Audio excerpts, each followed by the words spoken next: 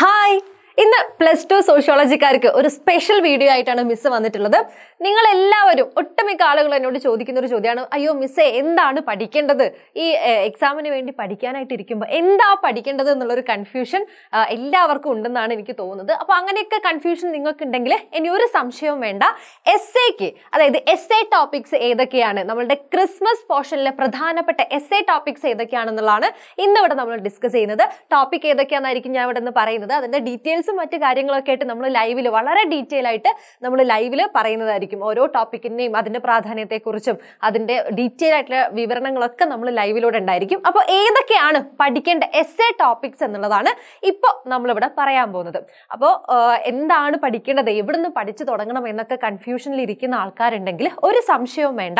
Essay എന്ന് പറയുന്നത് ഏറ്റവും പ്രധാനപ്പെട്ട ഭാഗങ്ങളാണ് ഈ എസ്സേ എന്ന് പറയുന്നത്, അല്ലേ? അപ്പോൾ ഇതിൽ പറയുന്നത് എല്ലാം എന്തായിക്കൊള്ളണമെന്നില്ല, 8 മാർക്കിന് ചോദിച്ചോളണമെന്നില്ല. എന്നിരുന്നാലും അതിന് തൊട്ട് താഴെയുള്ള 6 മാർക്കിനൊക്കെ ആയിട്ട് ചോദിക്കാവുന്ന അത്രയും പ്രധാനപ്പെട്ട ഭാഗങ്ങൾ, നിങ്ങൾ ഒരിക്കലും മിസ് ചെയ്യാൻ പാടില്ലാത്ത +2 സോഷ്യോളജിയിലെ ക്രിസ്മസ് ടോപ്പിക്സ് ആണ് ഇന്ന് നമ്മൾ ഇവിടെ ഡിസ്കസ് ചെയ്യാൻ പോകുന്നത്. അപ്പൊ എല്ലാവരെയും ഞാൻ വീഡിയോയിലേക്ക് സ്വാഗതം ചെയ്യുന്നു. ഓക്കെ, അപ്പൊ ആദ്യം തന്നെ നമുക്ക് ക്രിസ്മസ് എക്സാമിനുള്ള പോർഷൻസ്, അതായത് ആദ്യത്തെ 6 ചാപ്റ്റേഴ്സ് നമ്മൾ ഓൾറെഡി പഠിച്ചു കഴിഞ്ഞതാണ്. അപ്പൊ അതിനുശേഷം വരുന്ന രണ്ടാമത്തെ പാർട്ടിലെ 6 ചാപ്റ്റേഴ്സിൻ്റെ പറഞ്ഞതിന് ശേഷം നമുക്ക് അതിലേക്ക് കടക്കാം. അപ്പൊ ആദ്യം തന്നെ സെക്കൻഡ് പാർട്ടിലെ ഫസ്റ്റ് ചാപ്റ്റർ എന്ന് പറയുന്നത് ഏതാടാ? സ്ട്രക്ചറൽ ചേഞ്ച് ആണ്. സ്ട്രക്ചറൽ ചേഞ്ച് എന്ന് പറയുന്ന ഘടനാപരമായ മാറ്റങ്ങൾ എന്നാണ് നമ്മൾ മലയാളത്തിൽ ആ ചാപ്റ്ററിനെ പറയുന്നത്. ഈ ചാപ്റ്ററിന്റെ അകത്ത് കോളനി വൽക്കരണത്തിന്റെ ഒരു ഭാഗം നമുക്ക് പഠിക്കാനുണ്ട്. നമുക്ക് വ്യവസായവൽക്കരണവും ഇതിനകത്ത് പഠിക്കാനുണ്ട്, അതുപോലെ തന്നെ നഗരവൽക്കരണവും നമ്മൾ ഇതിനകത്ത് പഠിക്കുന്നുണ്ട്. പക്ഷെ അതിനേക്കാൾ കൂടുതൽ നമുക്ക് എസ്സേക്ക് പ്രാധാന്യമുള്ള ഒരു ടോപ്പിക് എന്ന് പറയുന്നത് ഇതിനകത്ത് കോളനി വൽക്കരണമാണ്. പക്ഷെ നിങ്ങൾ വ്യവസായവൽക്കരണവും അതുപോലെ തന്നെ നഗരവൽക്കരണവും നിങ്ങൾ ഇതിന്റെ ഭാഗമായിട്ട് പഠിക്കണം. എന്നിരുന്നാലും എസ്സേക്ക് വേണ്ടി നിങ്ങൾ കോളനി വൽക്കരണത്തിന്റെ ഭാഗം കൃത്യമായിട്ട് പ്രിപ്പയർ ചെയ്യേണ്ടതുണ്ട്. അതായത് മുതലാളിത്ത പൂർവ്വ കാലഘട്ടത്തിലെയും അതുപോലെ തന്നെ മുതലാളിത്ത കാലഘട്ടങ്ങളിലെയും പ്രീ ക്യാപിറ്റലിസ്റ്റ് സമൂഹങ്ങളിലെയും എംപയർ ബിൽഡിങ്ങുമായി ബന്ധപ്പെട്ട ക്വസ്റ്റ്യൻസ് ഒക്കെ നമുക്ക് പലപ്പോഴായിട്ട് ഷോർട്ട് എസ്സേ ആയിട്ടും എസ്സേ ആയിട്ടൊക്കെ വരാറുണ്ട്. അതുകൊണ്ട് ഇത് ഈ ഒരു ചാപ്റ്ററിലെ, ഇത് എത്രാമത്തെ ചാപ്റ്റർ ആണ്? ഇത് 8ാമത്തെ ചാപ്റ്റർ ആണ്. 8ാമത്തെ ചാപ്റ്ററിലെ ഏറ്റവും പ്രധാനപ്പെട്ട ഒരു ചോദ്യമാണ് ഈ ഒരു കോളനി വൽക്കരണം എന്ന് പറയുന്നത്. ആ ഒരു ഏരിയ നിങ്ങൾ എന്ത് ചെയ്യണം, ആ ചാപ്റ്ററിൽ നിന്ന് വിട്ടുപോവാതെ പഠിച്ചു എന്ന് ഉറപ്പുവരുത്തുക. ഇനി അതുപോലെ രണ്ടാമത്തെ ചാപ്റ്റർ, സെക്കൻഡ് പാർട്ടിലെ രണ്ടാമത്തെ ചാപ്റ്റർ, നമ്മുടെ 9ാമത്തെ ചാപ്റ്ററിൽ നിങ്ങൾ പഠിച്ചിരിക്കേണ്ട കാര്യങ്ങളാണ്. ഒന്ന്, നമ്മൾ എപ്പോഴും പറയുന്നതാണ് സംസ്കൃതവൽക്കരണം, അല്ലെ? നമ്മുടെ ക്രിസ്മസ് ടോപ്പിക്കിലേക്കുള്ള കാര്യങ്ങളാണ് പറയുന്നത്. ക്രിസ്മസ് ടോപ്പിക്കിൽ നമുക്ക് എസ്സേ ആയിട്ട് വരാൻ സാധ്യതയുള്ള കാര്യങ്ങൾ, എസ്സേ ടോപ്പിക്കാണ് ഈ പറയുന്ന സംസ്കൃതവൽക്കരണവും അതുപോലെ തന്നെ അതിന്റെ ക്രിറ്റിസിസവും. അപ്പൊ സംസ്കൃതവൽക്കരണം എന്താണ്? What is Sanskritisation? Who coined Sanskritisation? MN ശ്രീനിവാസാണ് എന്ത് കണ്ടെത്തിയിട്ടുള്ളത്? സംസ്കൃതവൽക്കരണം എന്നൊരു പ്രക്രിയ ഏത് വിഭാഗത്തിനിടയിൽ, മൈസൂരിലെ കൂർഗ് വിഭാഗത്തിനിടയിൽ പഠനം നടത്തിയപ്പോൾ കണ്ടെത്തിയത്. ഇതൊക്കെ നമുക്ക് അറിയാവുന്ന കാര്യങ്ങളാണ്. അത്തരം ബേസിക് കാര്യങ്ങൾ മാത്രം നിങ്ങൾ എന്ത് ചെയ്താൽ പോരാ, ഈ ചാപ്റ്ററിൽ നിന്ന് പഠിച്ചാൽ പോരാ. ഒന്നുകൂടെ കേൾക്കുക, ഇത്തരം ബേസിക് കാര്യങ്ങൾ മാത്രം സംസ്കൃതവൽക്കരണവുമായി ബന്ധപ്പെട്ട് പഠിച്ചാൽ പോരാ. എന്തുകൂടെ പഠിക്കേണ്ടതുണ്ട്? അതിന്റെ വിമർശനങ്ങൾ, കൃത്യമായിട്ട് സംസ്കൃതവൽക്കരണത്തിന്റെ വിമർശനങ്ങൾ അക്കമിട്ട് നമ്മൾ പഠിക്കുന്നുണ്ട്. അതും കൃത്യമായിട്ട് ഒരു എസ്സേയുടെ രൂപത്തിൽ നിങ്ങൾ എന്ത് ചെയ്യണം, പ്രിപ്പയർ ചെയ്യേണ്ടതുണ്ട്. അപ്പൊ ഈ രണ്ടാമത്തെ ചാപ്റ്ററിൽ എന്താ പഠിക്കേണ്ടതെന്ന് അറിയാതെ ആരും ഇരിക്കേണ്ട, ഉറപ്പായിട്ടും പഠിക്കേണ്ട കാര്യമാണ് സംസ്കൃതവൽക്കരണം എന്ന് പറയുന്നത്. ക്ലിയർ ആണല്ലോ? അതുപോലെ തന്നെ മോഡേണൈസേഷൻ, ആധുനികവൽക്കരണം, മതേതരവൽക്കരണം, പാശ്ചാത്യവൽക്കരണവും ഉണ്ട്. പാശ്ചാത്യവൽക്കരണവും നമ്മൾ എന്ത് ചെയ്യേണ്ട, വിട്ടുകളയേണ്ട. പാശ്ചാത്യവൽക്കരണവും ഇതിന്റെ കൂടെ ചേർത്ത് നിങ്ങൾ പഠിക്കുക. എന്നാലും മതേതരവൽക്കരണത്തിനും ആധുനികവൽക്കരണത്തിനും പ്രാധാന്യം കൊടുക്കുക. ഇതാണ് മെയിൻ എസ്സേ ആയിട്ട് നമ്മൾ പ്രതീക്ഷിക്കുന്നത്. അപ്പൊ ആ രീതിയിൽ ഈ കൾച്ചറൽ ചേഞ്ച് എന്ന് പറയുന്ന സെക്കൻഡ് പാർട്ടിലെ രണ്ടാമത്തെ ചാപ്റ്ററിൽ നിന്നും ഈ ടോപ്പിക്സ് നിങ്ങൾ എന്ത് ചെയ്യണം, ഈ ടോപ്പിക്സ് നിങ്ങൾ പ്രിപ്പയർ ചെയ്യേണ്ടതുണ്ട്. ക്ലിയർ ആണല്ലോ? വേറെ സംശയങ്ങളൊന്നും ഇല്ലല്ലോ? ഈ ഒരു ഭാഗം, ഈ 2 ചാപ്റ്റേഴ്സും ഇങ്ങനെ നിങ്ങൾ ഈ 2 ടോപ്പിക്സ് എസ്സേയുടെ ഭാഗമായിട്ട് നിങ്ങൾ വളരെ ഡീറ്റെയിൽ ആയിട്ട് മുഴുവൻ പോയിന്റുകളും പഠിക്കേണ്ട 2 ടോപ്പിക്സ് ആണ് നമ്മളിപ്പോൾ, 2-3 ടോപ്പിക്സ് ആണ് ഇപ്പോൾ പറഞ്ഞിട്ടുള്ളത്.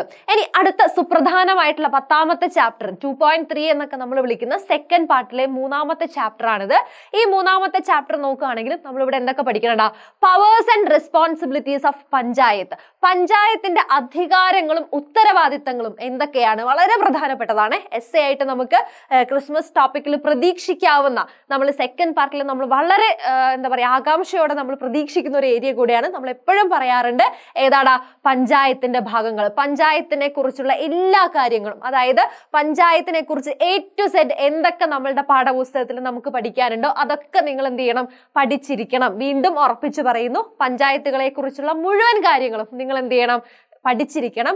വളരെ നിർബന്ധമാണ്, വളരെ പ്രധാനപ്പെട്ട കാര്യമാണ് പഞ്ചായത്ത് രാജ് എന്ന് പറയുന്നത്. അതിന്റെ ഉത്തരവാദിത്തങ്ങൾ എന്താണ്, പഞ്ചായത്ത് ഇന്ത്യയിൽ എപ്പോഴാണ് പഞ്ചായത്തുകൾ ആരംഭിക്കുന്നത് മുതലുള്ള ചരിത്രം മുതൽ ഏതൊക്കെ തരം പഞ്ചായത്തുകൾ ഉണ്ടെന്നുള്ളത് മുതൽ എന്തൊക്കെ പഠിക്കണം, അതിന്റെ റെസ്പോൺസിബിലിറ്റീസ് എന്തൊക്കെയാണ്, പഞ്ചായത്തിന്റെ ഉത്തരവാദിത്തങ്ങൾ, അതുപോലെ തന്നെ എന്തൊക്കെ അധികാരങ്ങളാണ് പഞ്ചായത്തിന്റെ പരിധിയിലുള്ളത്, ഇതൊക്കെ നമ്മൾ നന്നായിട്ട് പഠിക്കേണ്ടതാണ്. അപ്പൊ ഈ ചാപ്റ്ററിൽ എന്താണ് പഠിക്കേണ്ടതെന്ന് അറിയാതെ ഒരു കുട്ടിയും ഇരിക്കേണ്ട. എന്താ പഠിക്കേണ്ടത്, നമ്മളുടെ പഞ്ചായത്തിനെ കുറിച്ചാണ് ഈ ചാപ്റ്ററിൽ നമ്മൾ പഠിക്കേണ്ടത്. ഓക്കെ, അത് കഴിഞ്ഞ് കഴിഞ്ഞാൽ panchayat Raj in tribal areas, panchayat ഇവിടെ അവസാനിക്കുന്നില്ല. ഗോത്ര പ്രദേശങ്ങളിൽ, ഗോത്രവർഗ്ഗങ്ങൾക്കിടയിൽ എങ്ങനെയുള്ള പഞ്ചായത്തുകളാണ്, ആ കാര്യങ്ങളും നിങ്ങൾ എന്ത് ചെയ്യണം, ഈ ചാപ്റ്ററിന്റെ ഭാഗമായിട്ട് പഠിക്കണം. പിന്നെ അവസാന ഭാഗമായിട്ടുള്ള നമ്മൾ വിട്ടുകളയാൻ ചാൻസ് ഉള്ള ഒരു കാര്യം കൂടിയാണ് political parties and pressure groups. ഇതും നിങ്ങൾ വായിച്ചു പോവേണ്ടതാണ്. ഈ ചാപ്റ്ററുമായി ബന്ധപ്പെട്ട് ഈ കാര്യങ്ങളും നിങ്ങൾ വായിച്ചു പോവേണ്ടതാണ്. ഷോർട്ടസ്റ്റ് ആയിട്ട്, അതായത് ഒരു 6 മാർക്കിന്റെ ക്വസ്റ്റ്യൻ ഒക്കെ ആയിട്ട് നമുക്ക് പലപ്പോഴും ഈ ഒരു പ്രഷർ ഗ്രൂപ്പ്സ് ഒക്കെ ചോദ്യം വരാനുള്ള സാധ്യതയുണ്ട്. അപ്പൊ ഇതും ഇവിടെ നിന്ന് പഠിക്കേണ്ടതാണ്. അപ്പൊ ഈ ചാപ്റ്റർ എടുത്ത് വെച്ചിട്ട് എന്താ പഠിക്കേണ്ടതെന്ന് അറിയാതിരിക്കുന്നില്ലല്ലോ. ഓക്കെ, ഈ കാര്യങ്ങളൊക്കെ പഠിക്കേണ്ടതാണ്. ബാക്കി കാര്യങ്ങളൊക്കെ, ഇത് മാത്രമല്ല, എസ്സേക്ക് വേണ്ടിയിട്ടാണ് ഞാൻ പറയുന്നത്. ഈ കാര്യങ്ങളൊക്കെ ഈ ഭാഗത്ത് നിന്ന് പഠിക്കുക. ചിലപ്പോൾ അഡീഷണൽ ടോപ്പിക് ആയിട്ടുള്ള core values of Indian democracy, ഇതെന്താണ്, അതായത് കേന്ദ്ര മൂല്യങ്ങൾ, core values. Okay, core values of democracy, ഇതും ചിലപ്പോൾ നമുക്ക് വന്നേക്കാം. അതായത് നമ്മളുടെ എന്താണിത്, അഡീഷണൽ ടോപ്പിക് ആയതുകൊണ്ട് ചിലപ്പം ഈ ഒരു ഭാഗത്ത് നിന്ന് നമുക്ക് ക്വസ്റ്റ്യൻസ് പ്രതീക്ഷിക്കാം. അത്തരം കാര്യങ്ങളൊക്കെ നമ്മൾ ഡീറ്റെയിൽ ആയിട്ട് ലൈവിലൊക്കെ ഡിസ്കസ് ചെയ്യുന്നുണ്ട്. അതുകൊണ്ട് ഈ ഒരു ചാപ്റ്റർ, 10ാമത്തെ ചാപ്റ്റർ എന്ന് പറയുന്നത് വളരെ പ്രധാനപ്പെട്ട ചാപ്റ്ററാണ്. ഒരുപാട് ക്വസ്റ്റ്യൻസ് നമുക്ക് പ്രതീക്ഷിക്കാവുന്ന ഒരു പ്രധാനപ്പെട്ട ചാപ്റ്ററാണ്. ഈ കാര്യങ്ങളൊക്കെ നിങ്ങൾ എന്ത് ചെയ്യണം, ഈ ചാപ്റ്ററുമായി ബന്ധപ്പെടുത്തി പഠിക്കേണ്ടതുണ്ട്. ഈ പറഞ്ഞ പഞ്ചായത്ത് രാജിൽ ഒരു വിട്ടുവീഴ്ചയില്ല, അത് നിങ്ങൾ നിർബന്ധമായിട്ടും പഠിക്കേണ്ട കാര്യമാണ്. ഗോത്രവർഗ്ഗങ്ങളിലെ പഞ്ചായത്ത് രാജ്, അതുപോലെ തന്നെ സമ്മർദ്ദ സംഘങ്ങൾ എന്താണ്, ഇത് മനസ്സിലാക്കി വെക്കുന്നത് വളരെ നല്ലതായിരിക്കും. ഓക്കെ, ഇത് നിങ്ങൾ വിട്ടുപോകാൻ സാധ്യതയുള്ളത് കൊണ്ടാണ് ഞാൻ എസ്സേ ടോപ്പിക്സിന്റെ കൂടെ ഉൾപ്പെടുത്തിയത്. അതായത് പ്രഷർ ഗ്രൂപ്പ്സിന്റെ നിങ്ങൾ ചിലപ്പോൾ വിട്ടുപോകാൻ സാധ്യതയുണ്ട്, കാണാതെ പോകാൻ സാധ്യതയുണ്ട്. അതുകൊണ്ട് ഈ ഭാഗങ്ങളും നിങ്ങൾ പഠിച്ചു എന്നുള്ളത് ഉറപ്പുവരുത്തണം. ക്ലിയർ അല്ലേ? ഇനി അതുപോലെ അടുത്ത ചാപ്റ്ററിൽ change and development in rural society എന്ന് പറയുന്ന 11ാമത്തെ ചാപ്റ്ററിൽ കേട്ടോ. ഓക്കെ, 11ാമത്തെ change and development in rural society എന്ന് നമ്മൾ പറയുന്ന 2.4 എന്ന് നമ്മൾ വിളിക്കുന്ന ഈ ഒരു ചാപ്റ്ററിൽ, അതായത് ഗ്രാമീണ സമൂഹങ്ങളിലെ മാറ്റങ്ങളും വികസനങ്ങളും എന്തൊക്കെയാണെന്ന് പഠിക്കുന്ന ഈ ഒരു ചാപ്റ്ററിൽ നമ്മൾ പഠിക്കേണ്ടത് ഒന്നാമതായിട്ട് എന്താണ്, ഹരിത വിപ്ലവം. ഒരു വിട്ടുവീഴ്ചയില്ല. നമ്മൾ നേരത്തെ പഞ്ചായത്തിനെ കുറിച്ച് പഠിക്കുന്നത് പോലെ തന്നെ വളരെ ഡീറ്റെയിൽ ആയിട്ട് പഠിച്ചിരിക്കേണ്ട ഒരു കാര്യമാണ് ഹരിത വിപ്ലവം. ഓക്കെ, ഹരിത വിപ്ലവം, അതിന്റെ സാമൂഹ്യ പ്രത്യാഘാതങ്ങൾ, അതിന്റെ 1ാം ഘട്ടം, 2ാം ഘട്ടം എന്നിങ്ങനെ ഹരിത വിപ്ലവത്തിന് A to Z എന്ത് ചെയ്യുക, A to Z പഠിച്ചു വെക്കുക. വളരെ പ്രധാനപ്പെട്ട ടോപ്പിക്കാണ്. ഈ ചാപ്റ്ററിൽ എന്താണ് പഠിക്കേണ്ടതെന്ന് ചോദിച്ചു കഴിഞ്ഞാൽ ഞാൻ പറയും ഹരിത വിപ്ലവവും അതിന്റെ സാമൂഹ്യ പ്രത്യാഘാതങ്ങളും നിങ്ങൾ ഉറപ്പായിട്ടും പഠിച്ചിരിക്കണം.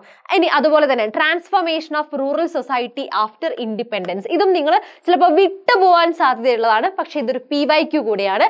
അതായത് സ്വാതന്ത്ര്യാനന്തര ഗ്രാമീണ സമൂഹങ്ങളിലെ മാറ്റങ്ങൾ എന്തൊക്കെയാണ്, സ്വാതന്ത്ര്യാനന്തരം ഗ്രാമീണ സമൂഹങ്ങളിൽ എന്തൊക്കെ മാറ്റങ്ങൾ വന്നിട്ടുണ്ട് എന്നുള്ളത് നമ്മൾ മനസ്സിലാക്കേണ്ടത് ഈ ഒരു ചാപ്റ്ററിലാണ്. അത്തരം കാര്യങ്ങളെ കുറിച്ച്, സ്വാതന്ത്ര്യത്തിന് ശേഷം നമുക്കറിയാം കാർഷിക മേഖലയിൽ ഉണ്ടായിട്ടുള്ള മാറ്റങ്ങൾ എന്താണ്, തൊഴിൽ മേഖലയിൽ ഉണ്ടായിട്ടുള്ള മാറ്റങ്ങൾ എന്താണ്, ഭൂവുടമ സമ്പ്രദായത്തിൽ അല്ലെ, ഇതിലൊക്കെ എന്തൊക്കെ മാറ്റങ്ങൾ വന്നിട്ടുണ്ടെന്ന് പറയുന്ന സുപ്രധാനമായ ഈ ചാപ്റ്ററിലെ ഒരു പ്രധാനപ്പെട്ട ഭാഗമാണ് transformation of rural society after independence എന്ന് പറയുന്നത്.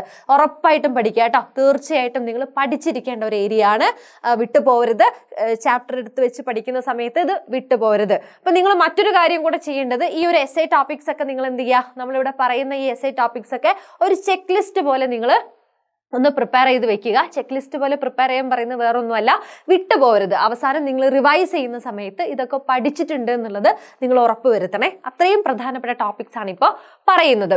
അതുപോലെ തന്നെ ഗ്ലോബലൈസേഷൻ കേട്ടോ, globalisation and liberalisation in rural society, എന്തൊക്കെയാണ് ഗ്രാമീണ സമൂഹങ്ങളിൽ ആഗോളവൽക്കരണവും ഉദാരവൽക്കരണവും എന്തൊക്കെ മാറ്റങ്ങൾ വരുത്തി, അല്ലെങ്കിൽ എന്തൊക്കെ ഇമ്പാക്റ്റ് കൊണ്ടുവന്നു, എന്തൊക്കെ സ്വാധീനമാണ് ആഗോളവൽക്കരണവും ഉദാരവൽക്കരണവും ഈ ഒരു കാലഘട്ടത്തിൽ കൊണ്ടുവന്നത് എന്നുള്ളതും നമുക്ക് കൃത്യമായിട്ട് പഠിക്കാനുണ്ട്. ഇനിയാണ് 2.5 എന്ന് പറയുന്നത് നമ്മുടെ change and development in industrial society. Okay, 2.5 എന്ന് നമ്മൾ വിളിക്കുന്ന 12ാമത്തെ ചാപ്റ്റർ അല്ലേ? Yes, change and development in industrial society. വ്യാവസായിക സമൂഹങ്ങളിലെ മാറ്റങ്ങളും വികസനങ്ങളും എന്തൊക്കെയാണെന്നാണ് നമ്മളിവിടെ പഠിക്കുന്നത്. ഇതിൽ ഒന്നാമതായിട്ട് നിങ്ങൾ ഉറപ്പായിട്ട് പഠിക്കേണ്ട കാര്യം എന്താണ്? Globalisation, liberalisation and change in Indian industry. എന്തൊക്കെയാണ് ഇന്ത്യൻ വ്യവസായ സമൂഹത്തിൽ ആഗോളവൽക്കരണവും ഉദാരവൽക്കരണവും ഗ്ലോബലൈസേഷനും ലിബറലൈസേഷനും എന്തൊക്കെ മാറ്റങ്ങൾ വരുത്തി എന്നുള്ളത് പഠിക്കണം. നിങ്ങൾക്ക് ഇവിടെ ഒരു കാര്യമുണ്ട്, ഈ ഒരു ചാപ്റ്ററിലും നമുക്ക് സെയിം കാര്യം പഠിക്കാനുണ്ട്. അതുപോലെ തന്നെ സെയിം കാര്യമല്ല, ഏകദേശം റിലേറ്റബിൾ ആണ് അല്ലെ? അപ്പൊ നിങ്ങൾ എന്ത് ചെയ്യുക? ഗ്ലോബലൈസേഷൻ പഠിക്കുന്ന സമയത്ത് 2 ചാപ്റ്ററിൽ 2 ഡയമെൻഷനിൽ ക്വസ്റ്റ്യൻ വന്നു കഴിഞ്ഞാലും എഴുതാൻ പറ്റുന്ന തരത്തിൽ ഗ്ലോബലൈസേഷനെ കുറിച്ച് ഒരു കോമൺ ആയിട്ടുള്ള ഒരു ഡിസ്ക്രിപ്ഷൻ പഠിച്ചു വെക്കുന്നത് എന്തുകൊണ്ടും നല്ലതായിരിക്കും. ഇനിയിപ്പോൾ ഗ്ലോബലൈസേഷൻ മാത്രമായിട്ട് ചോദിക്കുകയാണെങ്കിൽ അതിന്റെ ഡെഫിനിഷൻ എഴുതാനും, അല്ലെങ്കിൽ ഇപ്പൊ റൂറൽ സൊസൈറ്റിയിലാണെങ്കിലും ഇൻഡസ്ട്രിയൽ സൊസൈറ്റിയിലാണെങ്കിലും ഏതാണോ ചോദ്യം വരുന്നത് രണ്ടിനും എഴുതാൻ പറ്റുന്ന തരത്തിൽ. അപ്പൊ 2 in 1 എന്നൊക്കെ പറയില്ലേ, നമ്മൾ ഈ 2 in 1 ഓഫർ എന്നൊക്കെ പറയുന്ന പോലെ ഏത് ചോദിച്ചാലും, അതായത് ഏത് രീതിയിൽ ചോദ്യം വന്നു കഴിഞ്ഞാലും എഴുതാൻ പറ്റുന്ന തരത്തിൽ എന്ത് പഠിക്കണം? ഗ്ലോബലൈസേഷനും ലിബറലൈസേഷനും പഠിക്കണം. ഓക്കെ, അപ്പൊ ഇതും എസ്സേ ആയിട്ട് നമുക്ക് പ്രതീക്ഷിക്കാവുന്നതാണ്. പിന്നെ അതുപോലെ ഓർഗനൈസ്ഡ് ആൻഡ് അൺഓർഗനൈസ്ഡ് സെക്ടർ, ഇത് സംഘടിത അസംഘടിത മേഖലകൾ. ഇത് അത്ര 8 മാർക്കിന് ചോദിച്ചിട്ടില്ലെങ്കിലും 5-6 മാർക്കിനൊക്കെ നമുക്ക് പ്രതീക്ഷിക്കാം. എസ്സേ ഒരു കാറ്റഗറിയിൽ വരുന്നതാണിത്.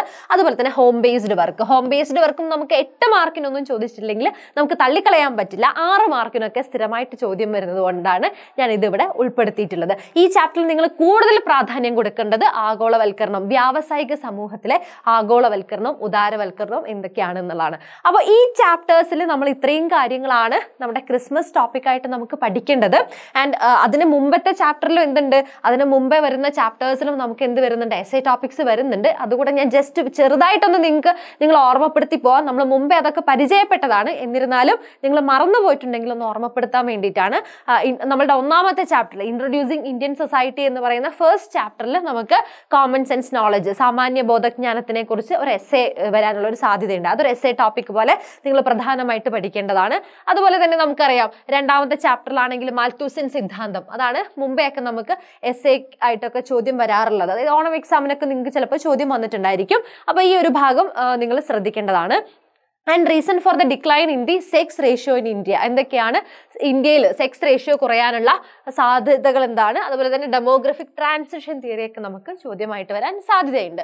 ഇനി അതുപോലെ social institution continuity and change, tribal communities, ഗോത്ര വിഭാഗങ്ങളെ കുറിച്ച് ഈ 3ാമത്തെ ചാപ്റ്ററിൽ പഠിക്കണം. And diverse forms of family, കുടുംബത്തിന്റെ വിവിധ രൂപങ്ങൾ എന്തൊക്കെയാണെന്നുള്ളതും ഈ ഒരു ചാപ്റ്ററിന്റെ ഭാഗമായിട്ട് നിങ്ങൾ മനസ്സിലാക്കേണ്ടതുണ്ട്. And market as A social institution, ഇതിനകത്ത് കാസ്റ്റ് ബേസ്ഡ് മാർക്കറ്റ്, ഇത് നമുക്കൊരു എസ്സേ ടോപ്പിക് ആയിട്ട് പറയാം. Caste based markets and trading networks in pre colonial and colonial India, ജാതി അടിസ്ഥാനത്തിലുള്ള വിപണി എന്താണെന്നുള്ളത്, അതുപോലെ തന്നെ വസ്തുവൽക്കരണം, ഉപഭോഗം എന്നീ ഭാഗങ്ങളും എന്താണ് നമുക്ക് ഡീറ്റെയിൽ ആയിട്ട് പഠിക്കേണ്ട, അതായത് നന്നായിട്ട് നിങ്ങൾ പ്രിപ്പയർ ചെയ്യേണ്ട ഒരു ഭാഗമാണ് കേട്ടോ. അതുപോലെ തന്നെ 5ാമത്തെ ചാപ്റ്ററിൽ നോക്കുകയാണെങ്കിൽ patterns of social inequality and exclusion, സാമൂഹിക ബഹിഷ്കരണത്തിന്റെ ചാപ്റ്ററിൽ നിങ്ങൾ ഉറപ്പായിട്ടും സാമൂഹിക സമത്വം എന്താണ്, സോഷ്യൽ ഇനീക്വാലിറ്റി എന്താണ്, സോഷ്യൽ സ്ട്രാറ്റിഫിക്കേഷൻ എന്താണ്, സാമൂഹ്യ ശ്രേണീകരണം എന്താണെന്നുള്ളത് മനസ്സിലാക്കണം. അൺടച്ചബിലിറ്റി, അസ്പൃശ്യത വളരെ പ്രധാനപ്പെട്ട ടോപ്പിക്കാണ്. And state and non state initiative, ജാതി ഗോത്ര വിവേചനത്തിനെതിരെ അഭിമുഖീകരിക്കുന്ന രാഷ്ട്രീയ ഇടപെടലുകൾ അല്ലെ, അതായത് സ്റ്റേറ്റ് ആൻഡ് നോൺ സ്റ്റേറ്റ്, രാഷ്ട്ര ഇതര ഇടപെടലുകൾ, അതായത് ഗവൺമെന്റ് എന്തൊക്കെ കാര്യങ്ങൾ ചെയ്തു, അതുപോലെ തന്നെ രാഷ്ട്ര ഇതര ഏജൻസികൾ എന്തൊക്കെ കാര്യങ്ങൾ ചെയ്തു എന്ന് പഠിക്കുന്ന പ്രധാനപ്പെട്ട ഒരു ഏരിയ ആയിരുന്നു ഈ ഒരു ഏരിയ. അതും നിങ്ങൾ ഈ ഒരു ചാപ്റ്ററുമായി ബന്ധപ്പെട്ട് പ്രിപ്പയർ ചെയ്യേണ്ടതാണ്. And struggle for women's equality and rights and struggle for differently abled, ഇതും മുമ്പത്തെ ക്വസ്റ്റ്യൻ പേപ്പേഴ്സ് ഒക്കെ നിങ്ങൾക്ക് നോക്കിക്കഴിഞ്ഞാൽ 5-6 മാർക്കിനൊക്കെ ക്വസ്റ്റ്യൻ വരുന്ന ഒരു ഏരിയ ആണെന്ന് പറയാം. ഇനി അതുപോലെ 6ാമത്തെ ചാപ്റ്റർ നോക്കുകയാണെങ്കിൽ ചാലഞ്ചസ് ഓഫ് കൾച്ചറൽ ഡൈവേഴ്സിറ്റി ആണ്, സാംസ്കാരിക വൈവിധ്യം നേരിടുന്ന വെല്ലുവിളികൾ എന്തൊക്കെയാണെന്നുള്ള ചോദ്യമാണ്. ഇതിനകത്ത് റീജിയണലിസം, കമ്മ്യൂണലിസം, സെക്യുലറിസം, പ്രാദേശികവാദം, വർഗീയത, മതേതരത്വം, ഇതൊക്കെ കാര്യമായിട്ട് ചോദ്യം വരുന്നൊരു ഭാഗമാണ്. അതുപോലെ തന്നെ സ്റ്റേറ്റ് ആൻഡ് സിവിൽ സൊസൈറ്റി, പൗരസമൂഹങ്ങൾ, ഇത് വളരെ പ്രധാനപ്പെട്ടതാണ്. റൈറ്റ് ടു ഇൻഫർമേഷൻ ആക്ട്, ഈ ഭാഗങ്ങളൊക്കെ ഈ ഒരു ചാപ്റ്ററുമായി ബന്ധപ്പെടുത്തി നിങ്ങൾ പഠിച്ചു വെക്കേണ്ടതാണ്. അപ്പോൾ ഇതാണ് ഫസ്റ്റ് പാർട്ടിനെ കുറിച്ച് പറയാനുള്ളത്. പിന്നെ നമ്മൾ കൂടുതലായിട്ട് ഫോക്കസ് ചെയ്യേണ്ടത് ക്രിസ്മസ് എക്സാം ആയതുകൊണ്ട് തന്നെ കൂടുതലായിട്ടും നിങ്ങൾ സെക്കൻഡ് പാർട്ടിലും ഫോക്കസ് കൊടുക്കുക. ആദ്യത്തെ നിങ്ങൾ പഠിച്ചു കഴിഞ്ഞതായിരിക്കും, 6ഓളം ചാപ്റ്റേഴ്സ് പഠിച്ച് നിങ്ങൾ ഓണം എക്സാം എഴുതിയതാണ്, അത് പഠിച്ചു കഴിഞ്ഞതാണെന്നുള്ളൊരു കോൺഫിഡൻസോട് കൂടിയാണ് ഞാൻ പറയുന്നത്. അങ്ങനെയെങ്കിൽ അത് നിങ്ങൾക്ക് എന്ത് ചെയ്താൽ മതി, റിവൈസ് ചെയ്യണം. പഠിച്ചതാണെന്ന് കരുതി അത് തൊടാതെ പോകരുത്. നമുക്ക് എന്തായാലും അതൊക്കെ മറന്നുപോയിട്ടുണ്ടാവും. അതിലെ പ്രധാനപ്പെട്ട കാര്യങ്ങളും നമ്മളിവിടെ ചെറുതായിട്ട് മെൻഷൻ ചെയ്തിട്ടുണ്ട്. കൂടുതലായിട്ടും നമ്മൾ സെക്കൻഡ് പാർട്ടിലെ കാര്യങ്ങളാണ് ഡീറ്റെയിൽ ആയിട്ട് പറഞ്ഞിട്ടുള്ളത്. അപ്പോൾ കൂടുതൽ കാര്യങ്ങളൊക്കെ ആയിട്ട് നമുക്കിനി ലൈവ് സെഷനിലൊക്കെ ഡീറ്റെയിൽ ആയിട്ട് കാണാം. അപ്പോൾ നിങ്ങൾ എല്ലാവരും നിങ്ങളുടെ ഫ്രണ്ട്സിനൊക്കെ ഇത് ഷെയർ ചെയ്ത് കൊടുക്കുക. ഏതൊക്കെയാണ് പഠിക്കേണ്ടതെന്ന് അറിയാതിരിക്കുന്ന നിങ്ങളുടെ ഫ്രണ്ട്സ് ഒക്കെ ഉണ്ടെങ്കിൽ അവർക്കൊക്കെ ഇത് ഷെയർ ചെയ്ത് കൊടുക്കുക. നമ്മുടെ ലൈവ് സെഷനിലൊക്കെ കൃത്യമായിട്ട് ജോയിൻ ചെയ്ത് നന്നായിട്ട് ക്രിസ്മസ് എക്സാമിന് വേണ്ടി പ്രിപ്പയർ ചെയ്യുക. അപ്പോൾ നമുക്ക് വീണ്ടും കാണാം. താങ്ക്